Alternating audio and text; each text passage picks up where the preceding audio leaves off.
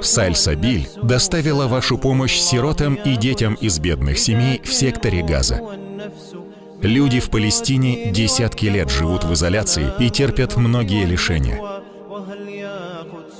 Закупленная на перечисленные вами деньги и еда – большое подспорье на скудных столах этих семей.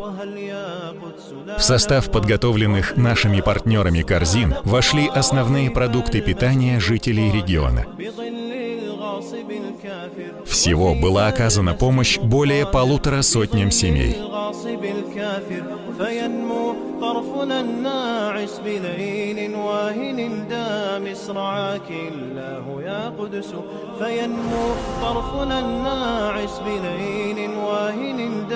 Помимо продуктов питания, нуждающимся семьям купили матрасы, одеяла и подушки. Женщины и дети забирали их из распределительного центра Сальсабиль со словами благодарности. К некоторым же еду и домашние принадлежности доставили волонтеры.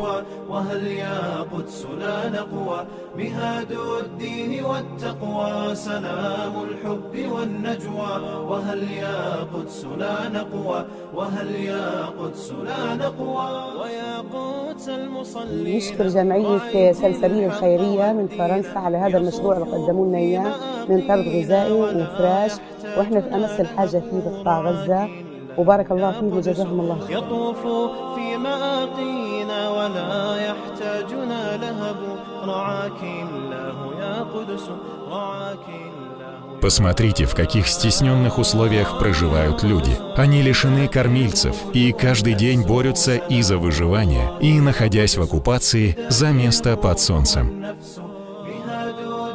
В своих молитвах палестинцы взывают к милостивому за всех, кто принимает участие в сборах Сальсабиль. Мы же призываем вас не быть равнодушными к участи нуждающихся и жертвовать ради довольства Аллаха даже малым, в надежде на вознаграждение и милость Аллаха, которая им обещана тем, кто расходует на его пути.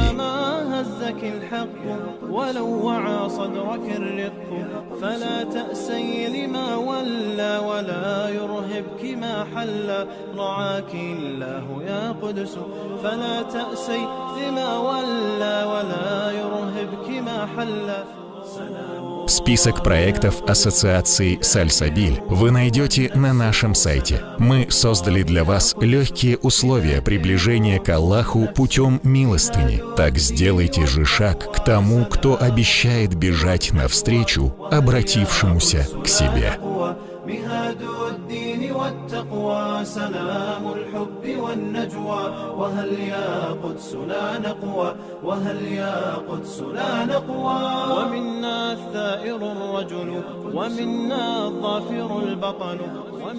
بشكر جمعية سلسبيل في فرنسا اللي بعثت لنا هذه المساعدة، وإحنا في حاجة ماسة إليها، وإحنا أوضاعنا صعبة في غزة، وألف شكر لكم وجزاك الله كل خير. شعبنا سادر بليل ما له آخر، رعاك الله يا قدس، رعاك الله يا قدس. سلام الله يا قدس، سلام الله يا قدس، سلام الله يا قدس، سلام الله يا قدس، سلام الله.